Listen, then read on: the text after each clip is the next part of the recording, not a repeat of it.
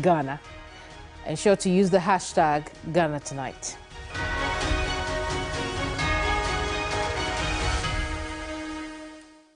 Let's settle in for Ghana Brief.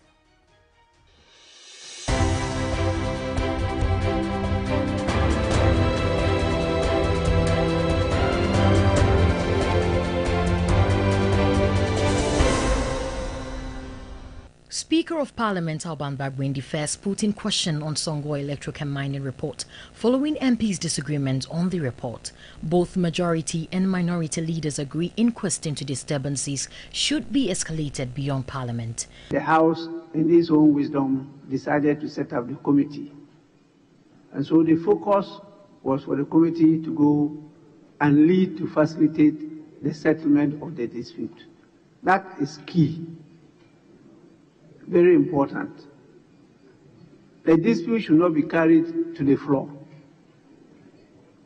so that at the end of the day, members themselves will be seen to be part of the problem than the solution.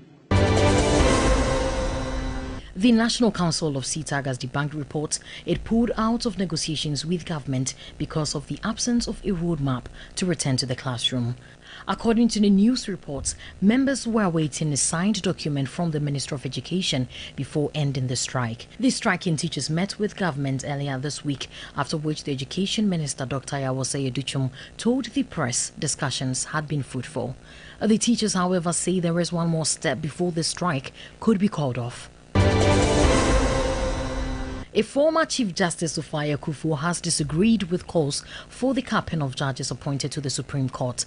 In an interview with TV3, Sophia Akuffo argued until processes are put in place to reduce the number of cases that come to the Supreme Court, arguments about the capping cannot be justified. I would still recommend that if you're capping it at any particular number, 15. Why 15? Why not 20? Why not 25? Why not 12? You have to have a reason. And the most efficient reason will have to do with load and anticipated load for the next X number of years. Because if you're capping it, it's not by just some enactment, you know. Hundreds of party supporters of the National Democratic Congress (NDC) across the country have arrived in Tamale ahead of the party's 2024 national campaign launch. Party executives say all is set for tomorrow's activity. We must quickly follow up with our campaign. So we decided to choose a region where, His Excellency will start his campaign. And the best place is to look at one of your strongholds. The occasion will come tomorrow. Then we start it today, and tomorrow, and next tomorrow. Then you people see that NDC have already won the election. The Member of Parliament for North Tongue, Samuel Okujeto Ablakwa, has expressed dissatisfaction with the Ministry of Health's recent statement addressing allegations of a $34.9 million scandal involving ambulance spare parts. According to him, the ministry's response failed to address the core issues raised and instead introduces distortions that complicate the matter. That statement does not address any of the issues. It is such a dishonest, such a disingenuous and totally worthless statement. The ministry is creating their own distortion and responding to it. Nobody, since I carried out my constitutional mandate of parliamentary oversight and put out the facts, intercepted these documents and broke the story, nowhere have I said that all the $34.9 million has been paid. Nowhere.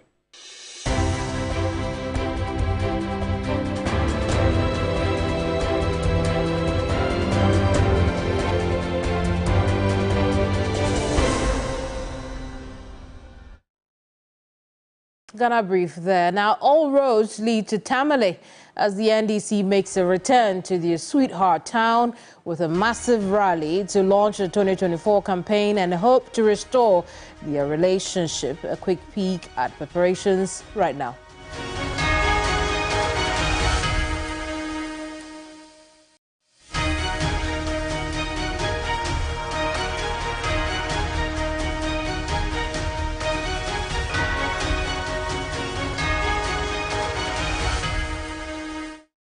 because in only a matter of hours, the National Democratic Congress will outdoor its campaign at a massive rally in Tamale.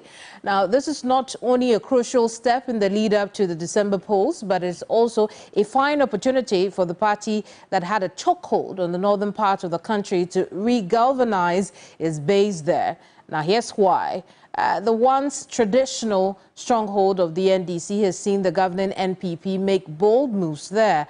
Practically speaking, the two parties now hold equal number of seats in Parliament. Already, hundreds of party supporters, including bigwigs, have begun arriving in Tamale ahead of the big day. I'm going to take you there live right now, bring you first-hand account of the preparations so far. Who best to do that? Christopher Mwakon, our Northern Region correspondent. Christopher, good evening to you. Thank you for the great work you're doing so far and staying up late for us.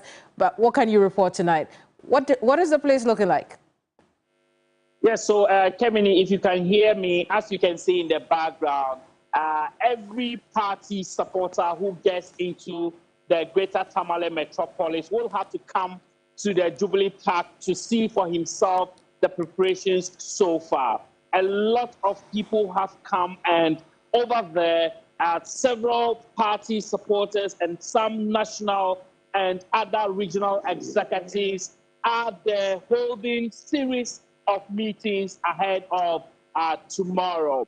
A lot of the people who have come from other constituencies are also pitching camp here tonight ahead of the program tomorrow. That is to say, constituencies that are far away from the regional capital here in Tamale. So, Keminni, I must say that the NDC is well represented here in the Tamale metropolis, waiting for the big day tomorrow for the 2024 campaign launch. I see. What has the reception been like for the NDC?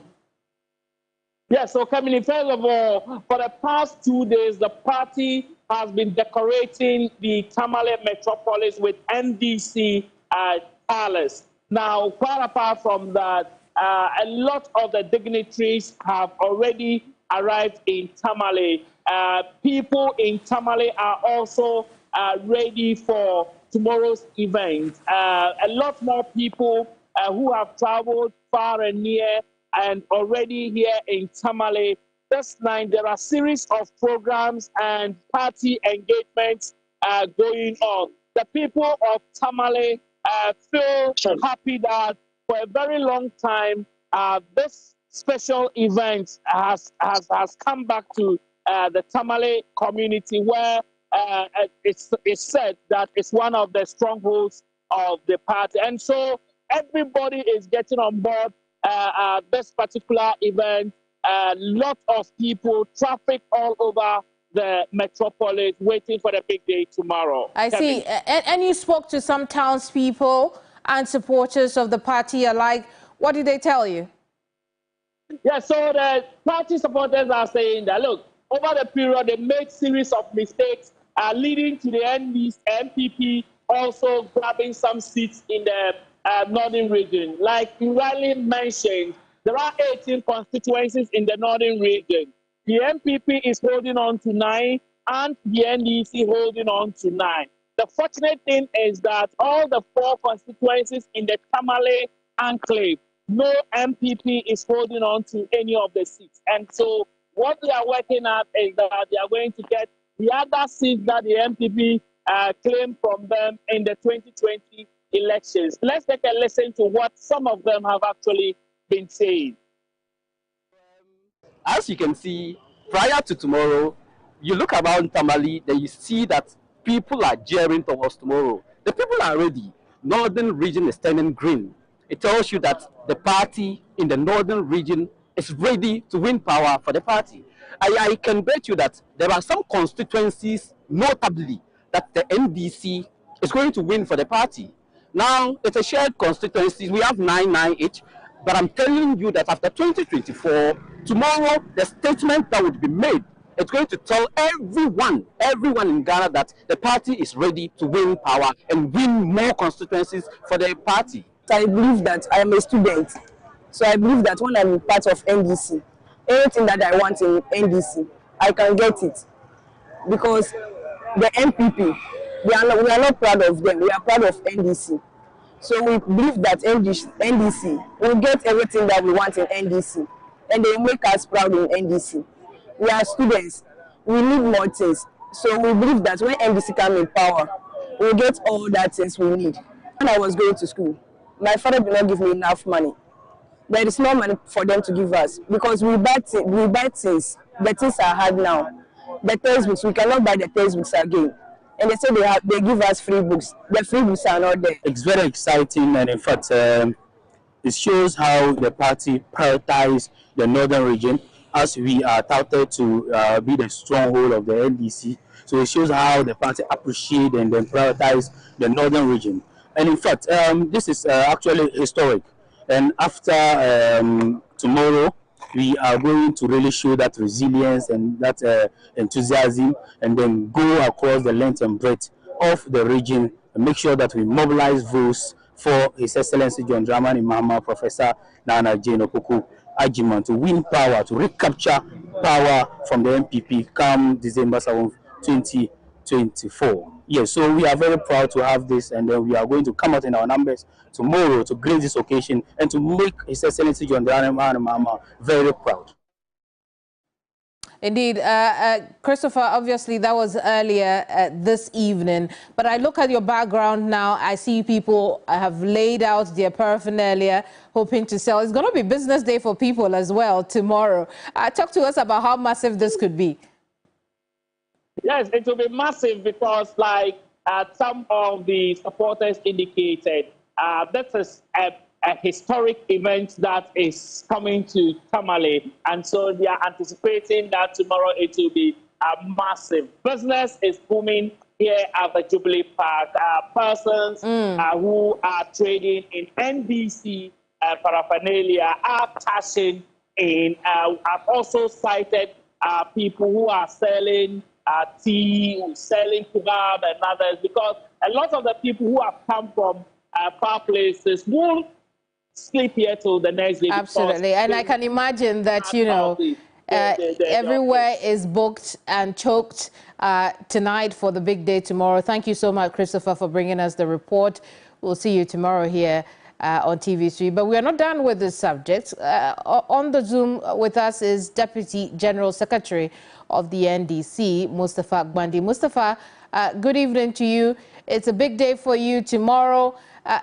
Before we get into the significance and why tomorrow is crucial for the NDC's journey to December 7th, let's talk about the preparations and the format of the party. How ready are you? The format of the event, how ready are you?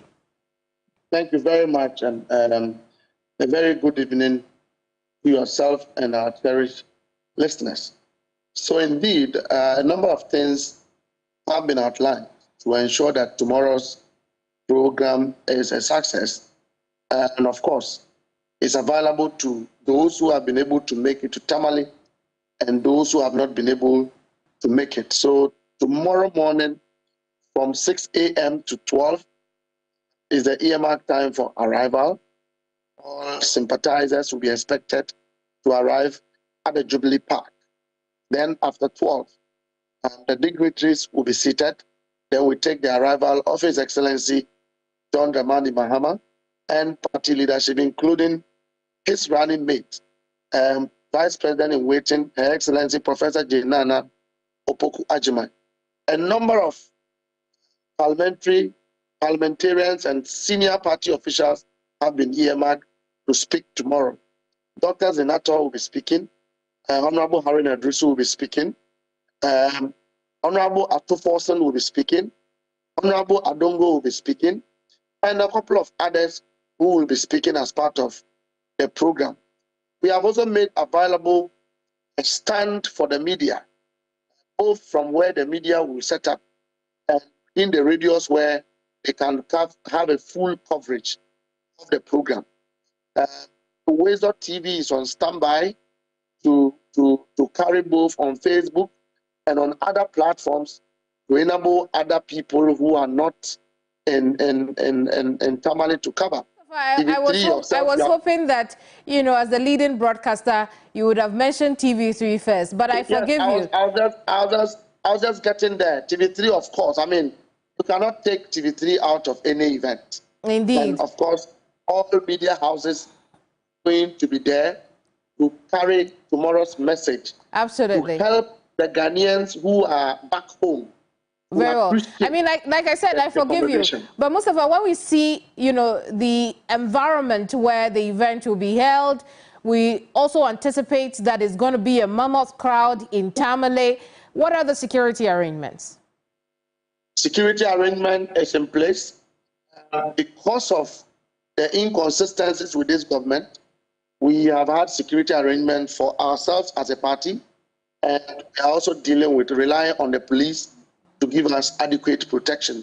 Indeed, I have confidence when the police is ready to do their work.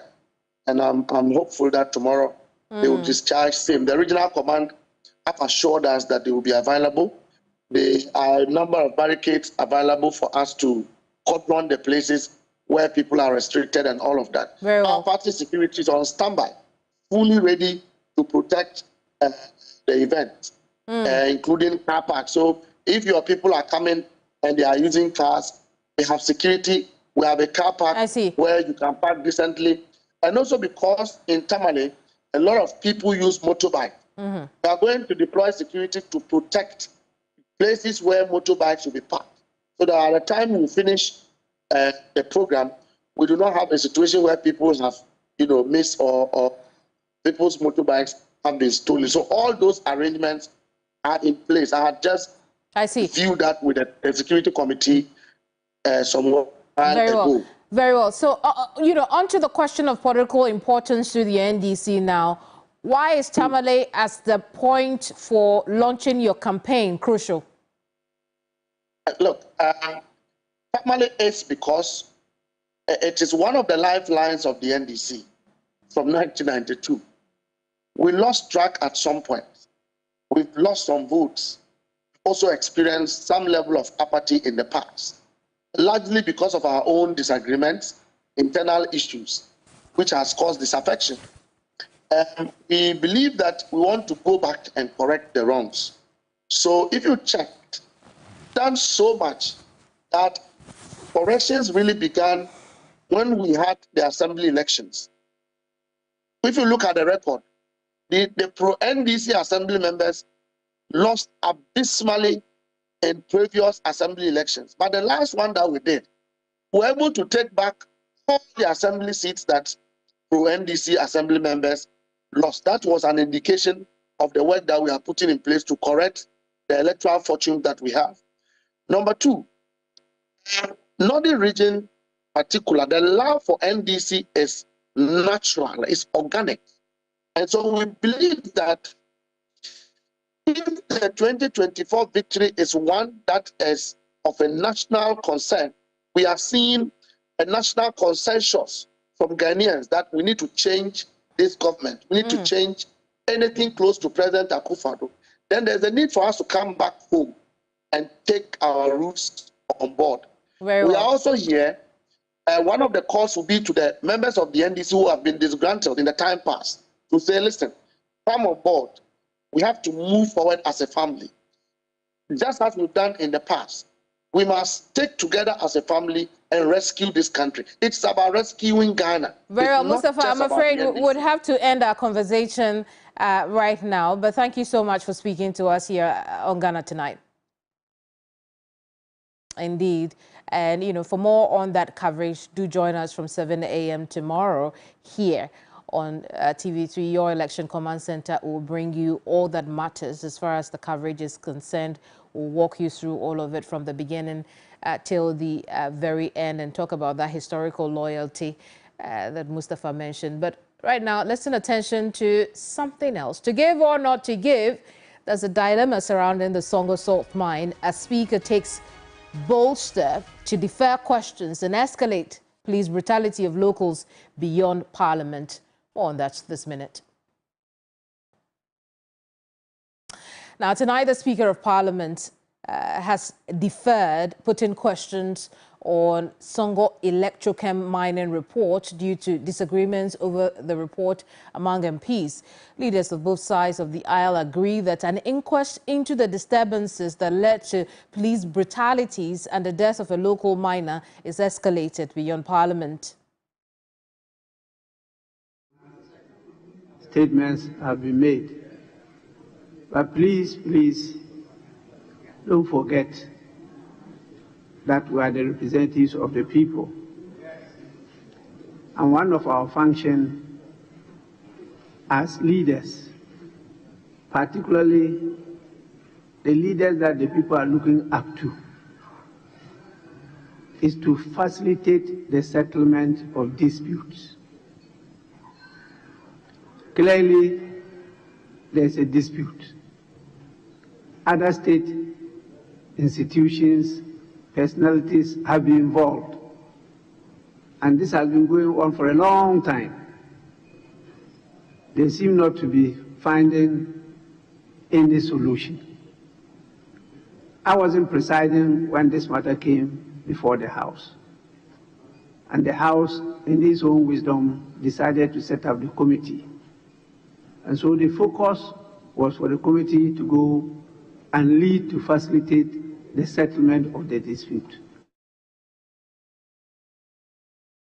So what are the details of that report the Speaker makes reference to? I've got you covered. Let's take a look at that. We know that the key findings of this report includes the fact that the committee found and agrees that the Tekpebiawe clan is the recognized owner of the Songo Lagoon. The allocation of 41,000 acres to Electrochem Ghana Limited has deprived locals of their livelihoods. The award of the contract was hasty and swift with insufficient consultation with stakeholders. There's more.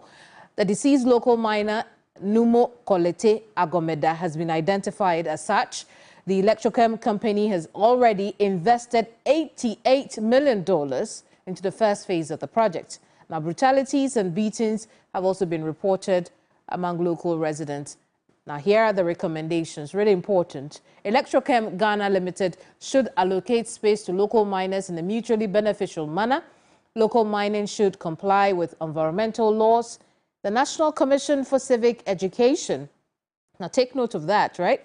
The National Commission for Civic Education should educate locals about the national ownership of minerals. And the final part, it says, the police should continue investigating the death of Numo Kolete Agomeda and prosecute the perpetrators. It's been over a year, nothing has been heard of it. Serious security engagement is needed to maintain law and order in the communities, and Electrochem Ghana Limited should respect cultural sites within the concession area during the project's rollout. So what did we do? We kept a keen eye on events in Ada where the Traditional Council, market women, and the youth groups are calling for a mutually beneficial end to the stalemate between Electrochem and the locals. Secretary of the Ada Traditional Council said it is important for the people of Ada to support investors to develop the Ada Songo Salt Mine. Take a listen. We are not at war. In the previous year, in the past, we are at war. But now, every chief needs to look for development. And this era where everybody is trying, everybody is running, chasing government, chasing everybody for development, this what Parliament has just done has encouraged us to continue to dialogue with our people. We are also pleading for our people that they must understand that we cannot live with these vast resources and then be saying we are in poverty. Poverty should be a thing of the past. If they will agree, support the cause of the chief and his councillors, definitely we all will always have something to rub at. Meanwhile, President of the salt miners, Mary Akute, makes a passionate appeal.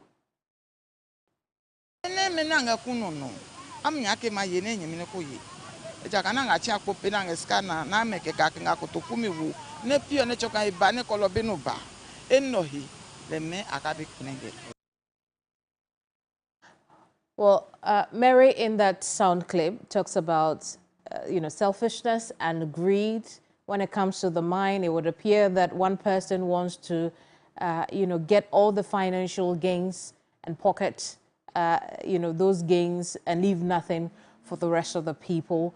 And that has been the bone of contention for the local miners there in reference to the 41,000 acres that has been given to, or that have been given to Electrochem Ghana Limited. Let's have a quick chat on the back of this. Christian Kolete Otute is the Member of Parliament for the Segate constituency. He's joining me for a bit more on this. Honourable, good evening to you. We've heard from the Speaker. He's made some, efforts to bring some finality to this. But how does the Speaker's action come to you? The Speaker is trying to listen to members of Parliament who made contributions to this particular report. And I, in my report, appeal to the Speaker for us not to rush or do a quick decision which will not really help the people of Segate. So we should plead with the committee to take this back to the drawing board in order to include certain factors that I identify, key ones that were not included. And for the first time, the majority leader and the minority leader agreed on this particular issue, that what we have before us as a report is not comprehensive enough, which will resolve the issues on the ground. So I think the Speaker is being a listening Speaker. I see. Because already very well, but what are you hoping, Honourable, will be captured in this do-over that we are likely to see? Yeah, I think, for instance, I was invited to present a paper on my concerns of certain things which I feel is bothering the people, which I did. My report was missing when they listed all reports that they received, not even they used back. Those who presented papers, my report was not really, my name was not mentioned as somebody who submitted a paper. And in fact, if they did not see that paper to use, I feel they could not have done much justice to what they have done, because I captured key points such as compensation. These sort sellers in their business bought sorts in some years back before Mike Dan took over. And the agreement was that he will compensate or settle them, pay them, or so they can continue with their business by buying from him. But till now, they haven't done up to half of the people 3 years ago.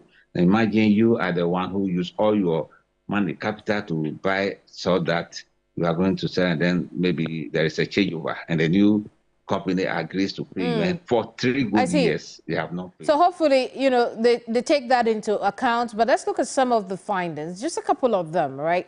And for you watching us, I ask you to take note of the recommendation that the NCCE should educate locals on national ownership of minerals. At the same time, we know that number one on the findings, it says that Tekpebiawe clan owns Songo Lagoon, where the salt mining is done. It would sound as though this is contradictory. Your reaction? This particular recommendation concerning the NCCE and others to really engage the community on some of the laws guiding mineral resources is good, but we cannot start this business before going to do that. These are consultations that could have been done before the takeoff of this thing. And this is what is leading to some of the problems, because there are some people who are quite innocent. They don't even understand that the mineral there is invested into the government chest. They think it is as raw as it is for them. And also think that nobody's there on their land, so nobody can touch it. Even though the government can take it and pay royalties, they have no idea. So that recommendation is in the right direction, but it's late. Not that it's late, it must be done, but these are some of the things which were lacking from the beginning, which gave birth to what we are experiencing as now. Indeed, speaking of things being done, one of the concerns you have raised about the committee's work is the fact that they've only been to the site once. Is this committee compromised or incompetent, or both? Well, Honorable, I don't know if we lost you over the Zoom connection, but I was asking that, I mean, based on the concerns that you have raised, that the committee went there only once. Since then, it hasn't been there. Many developments have occurred between the time they did and now, but they managed to write a report. You are not happy about that. My question is the committee incompetent, compromised, or both? Want to be prejudiced here that they are compromised, that are incompetent. I mean, the members there are competent members that I cannot say, but they didn't give attention to the thing. Let me be frank, they make 2 engagements. And the first engagement, which I was part, did not last more than 3 hours, where they have different people, different groups who were all interested to present. So people were asked to present 3 minutes, 4 minutes. So they did not about incompetence, not about compromise. But I think, well, I cannot say all, but then in all, the work done by the committee was not enough, good enough, if they could not visit the site. What is their reason? Rather bringing all kind of people here. No, but probably they're afraid of the site. Just as we said that it's not safe sometimes in some area, and maybe that's the reason. Otherwise, I would have expected them. And you see, the chairman, Atachia, of the Energy Committee, they visited the site earlier. Coincidentally, they had in their plan going there. So they visited the site, and at the site, a briefing by Electrochem and to the committee on the day they went. Indeed, so Honorable, I hear you, but what will make the locals happy? I mean, if we look at how things have gone, some demands have been made, some actions have been taken, you've made some recommendations, but what really will make the locals in Adan happy?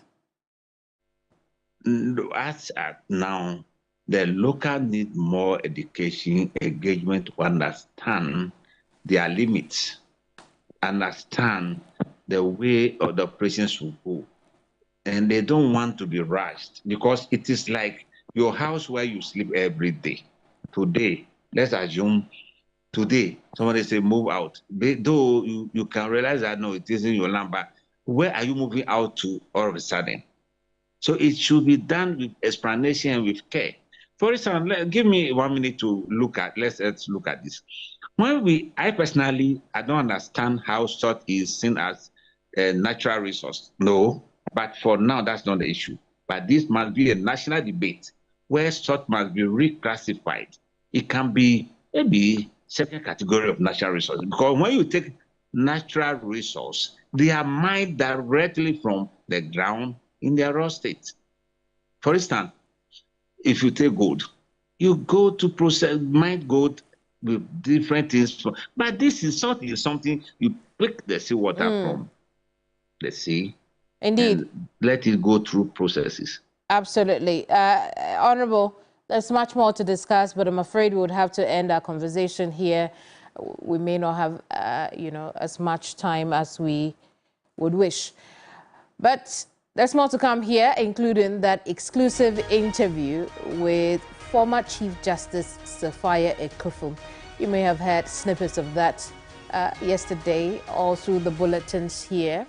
But there is more to that conversation between the former CJ and Alfredo Kanse. I want you to take a look at that. The state of the economy keeps him awake at night. What keeps you awake at night? Maybe because I'm not an economist. I don't stay awake so much because of the details of the economy. But many times what keeps me awake is what's going to happen to the young people. For how long are we going to be in this situation, circumstance, where you don't really see much hope in the eyes of young people. And when you get talking to them, they don't sound too hopeful. When they're sounding hopeful, it's about, hopeful about getting a visa of one type or the other, or getting a university admission outside. Or, most of them, their eyes and their hope is external and not in Ghana, which I think is extremely sad, because when I was finishing secondary school, I was eagerly looking forward to admission, hopefully to University of Ghana or to KNUST or to Cape Coast University. Those were the three main ones, but I was not looking outwards. Most of my colleagues and almost our entire class in Wesley Girls, we went to the University of Ghana. And when we were finishing University of Ghana, all you're waiting for is to be placed for your national service. Yes, and after your national service, you're still going to be here. What's the danger we are faced with if this continues? The exodus of young people, the hopelessness. They'll be gone. And if we don't watch out, practically a whole generation of employable, let me put it that way, a whole generation of maybe more than a generation, a couple of generations of employable Ghanaians will be gone. And some of them have when you talk to them, it's like, just let me get my feet outside this place. I'm never coming back. And it's sad, because yes, it will be good for our young people to go outside, experience other climes, so to speak, but just so as to gather more knowledge, more experience, and come back home and contribute their lot. But a lot of them have no plans of coming back.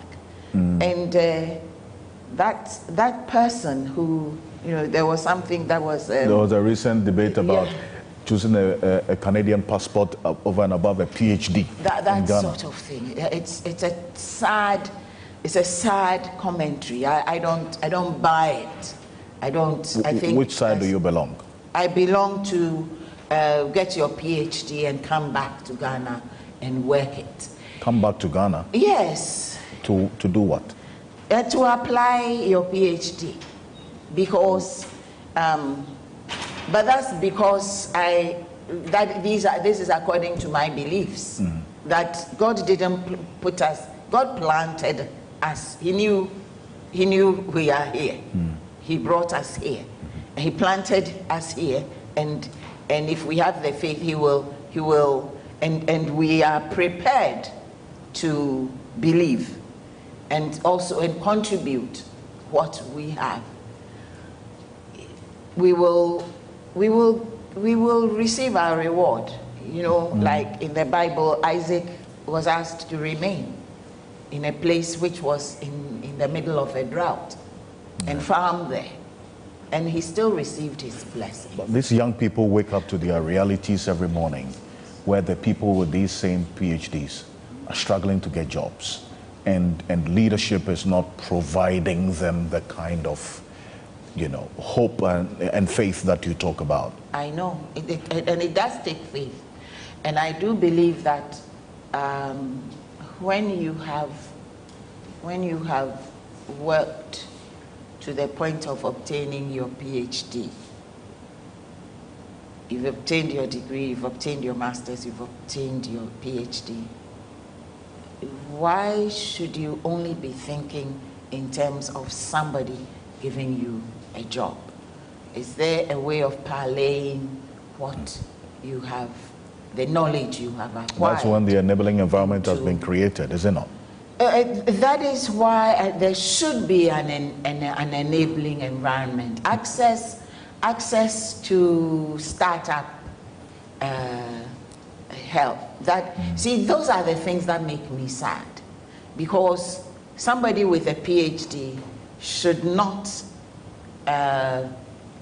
should actually be seeing themselves as employed people who will be employing other people, innovating and all that.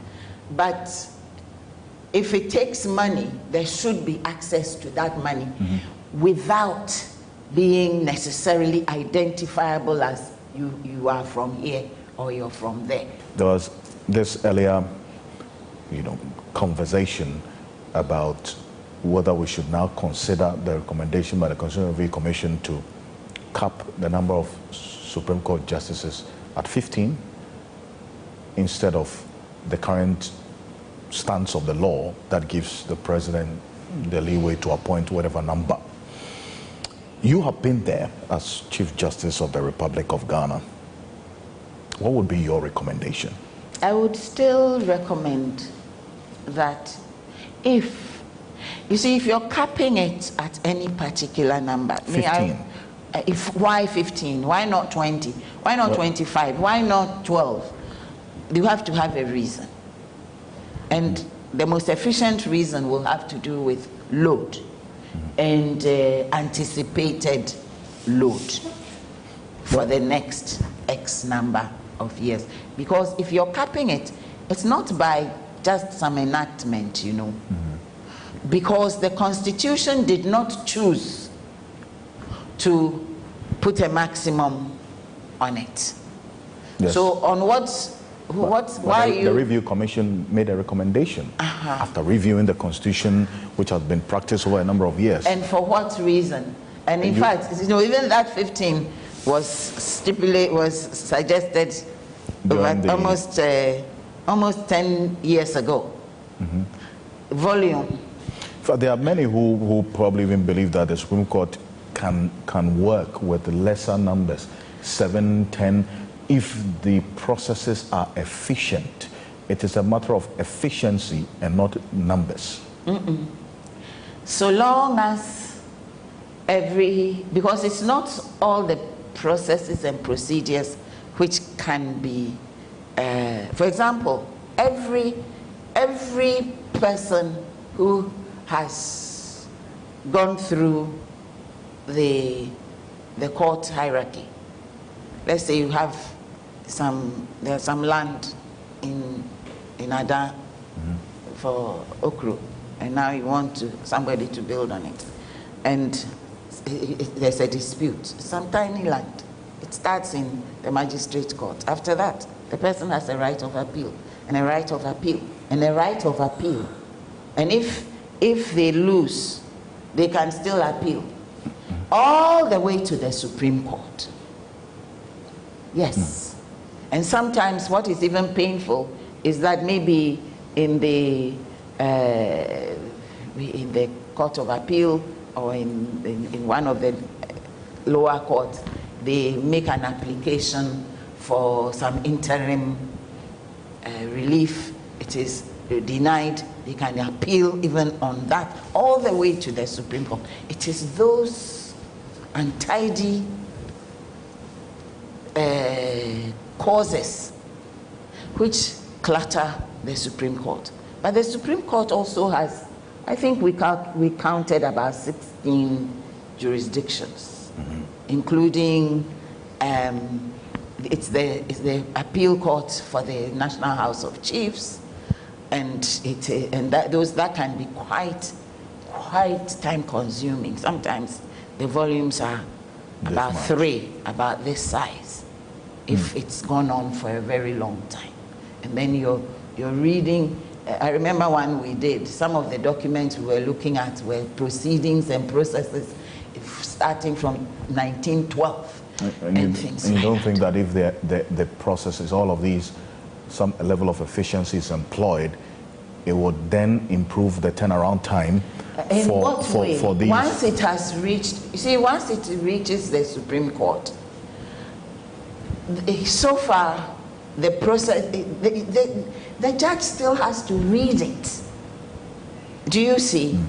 Because an appeal, record of appeal covers everything up to when it reached the Supreme Court. It has to be read. That one you cannot automate. And you better not be advocating that AI should summarize it for the judge. No, because certain nuances may be missed. Indeed. Yes.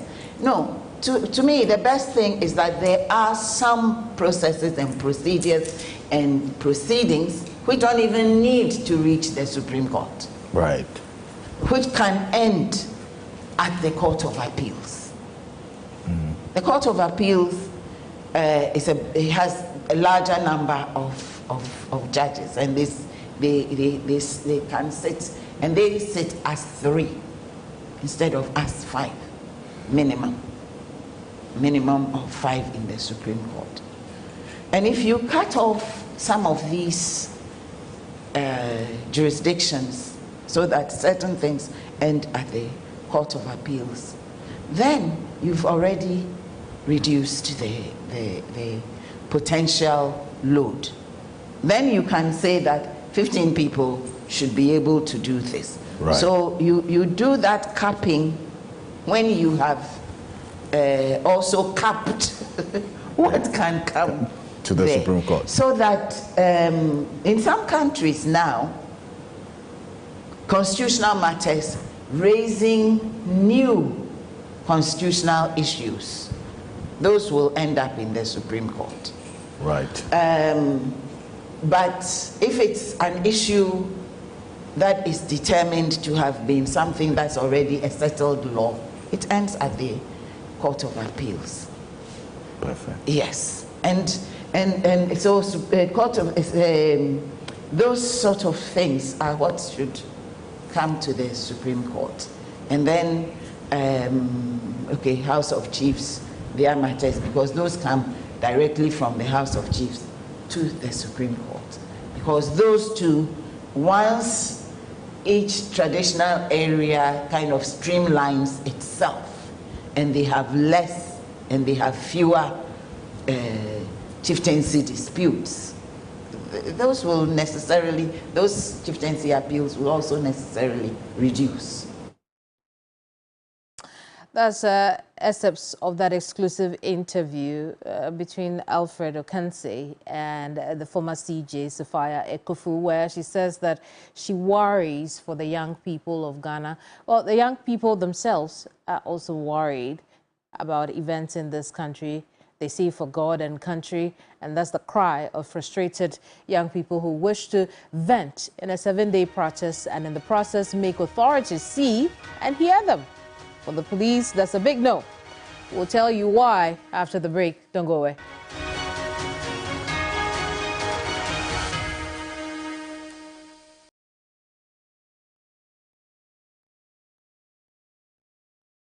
One bucket of Flamingo paint is equal to several buckets of any other paint brand on the market. Flamingo paint, superior durability, superior hiding, superior coverage. Flamingo paint, simply superior. You know, one bucket of Flamingo paint is equal to several buckets of any other paint brand on the market. Flamingo paint, superior durability, superior hiding, superior coverage. Flamingo paint, simply superior. Star 712. Picture this. Come in and yeah, and now you were back in Greece. To say why you fit a millionaire. Yes, the luckiest at the room. To say about from Massa Echeman. Yeah. Now check this. Sister Abna, aka Kobe Hima. The luckiest at the room. Queen B. Yeah. Boss lady back up there. Hold on to your seats, folks. Such anyway, it'll be you smooth. Where you and your friend will upgrade. Luckiest at the room. And the best part, that with the luckiest. Obia or a shot to a good life. And I'm talking to you, me, your girlfriend, your ex, your neighbors, your landlords, and even Goro boys. And no one is over dialing with lucky number. Stars 712. No. Coswato ticket to win in the community draw on the draw on the 30th of November 2024. The luckiest is regulated by the NLA on the Caritas platform, not for persons below 18 years. TNCs apply. If whiskey could talk, Johnny Walker Black Label would sing. With notes that only come with 12 years in a barrel. Sweet, smooth toffee, rich fruit, and a touch of smoke. Tastes as good as it sounds. Drink responsibly, not for sale to persons under 18 years of age. Not recommended for pregnant women. This advert is FDA approved.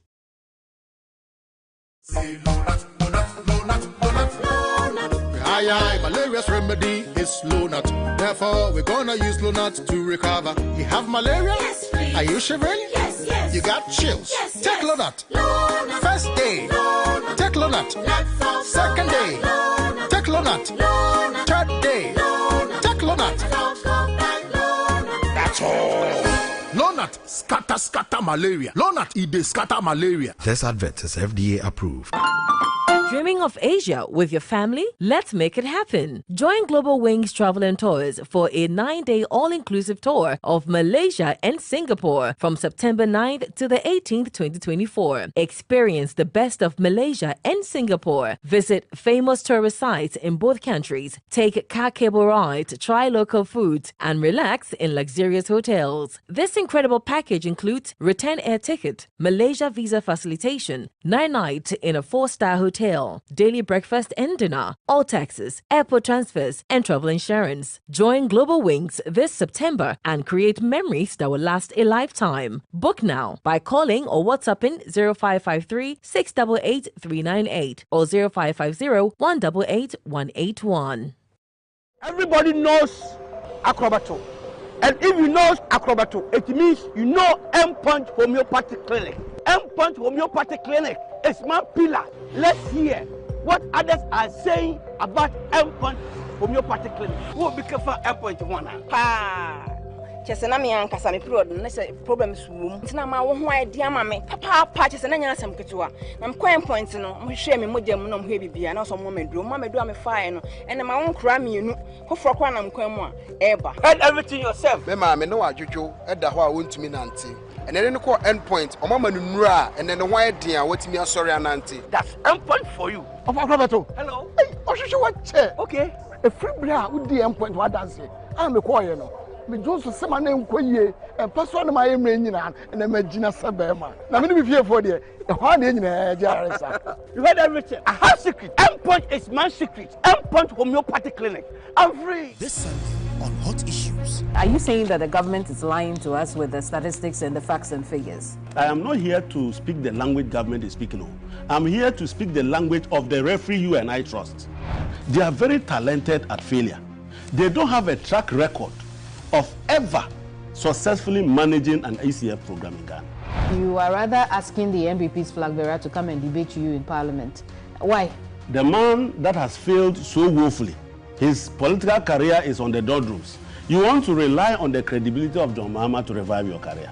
We are developing an integrated digitalization program that is underpinned by the establishment of an innovation and digital fund. Hot Issues shows Sundays at 2 p.m. on TV3.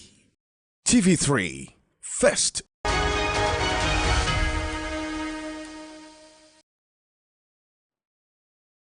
Welcome back. Now, the Ghana Police Service has filed an injunction to prevent the Gen Z demonstration from taking place. A 7-day protest scheduled from July 31st to August 6, 2024 aims to bring over 2 million young people onto the streets of Accra, but the police say they do not have the manpower to provide security. The police are thus wanting to, they turn to the courts to intervene to have the conveners adjust their demonstration to 2 days.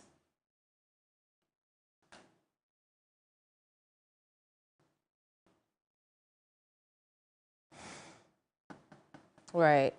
So what do the conveners think about this? Mr. Thompson is the executive director of the Alliance for Social Equity and Public Accountability. He's joining us for a quick conversation because he's one of the, or ASEPA is one of the conveners of this 7-day Gen Z demonstration. Thank you so much and good evening to you. But please say you can get 2 days and not 7 days for the demonstration, but you say that's not enough. Why? Well, thank you very much. The non-existing powers that the police has arrogated themselves to, if you like, amend the desires of persons seeking to exercise their democratic right to demonstrate is something that must be curtailed once and for all.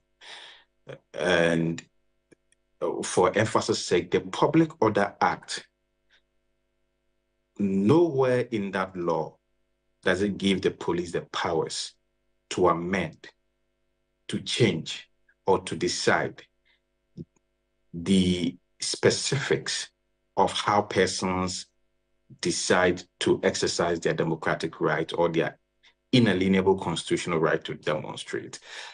That right is fundamental, and it cannot be interfered with by the police, by the court, by the president, or by any other person. And so this act that has become a habitual, activity of the police every now and then, to always try to determine how persons exercise that right is something that we are not happy about. And on Tuesday, that is exactly what we are going to tell the court, that the police cannot continue to arrogate themselves powers that they do not have. The Public Order Act is clear. Notify the police, give them details of the demonstration for their operational plannings. Indeed, Mr. Thompson, I'm afraid we'd have to end our conversation here. We are completely out of time. But as always, I appreciate you talking together tonight. And thank you, too, for watching us wherever you are right now. It's always a pleasure coming your way. Remember that at 7 a.m. here on TV3, key points will come your way. It will be interspersed with live updates from Tamale, where the NDC campaign launch is taking place. But also we'll bring you full coverage in the course of the morning. And on Sunday at 2 p.m., watch an exclusive interview for many of you that is an encore between myself and Bogatanga Central MP Isaac Adongo on the media budget review and issues around the economy. I'm out of here. Good evening. I'm Keminni Amanor. Bye-bye. Ghana Tonight is brought to you by Flamingo Paint. Superior durability, superior hiding, superior coverage, simply superior.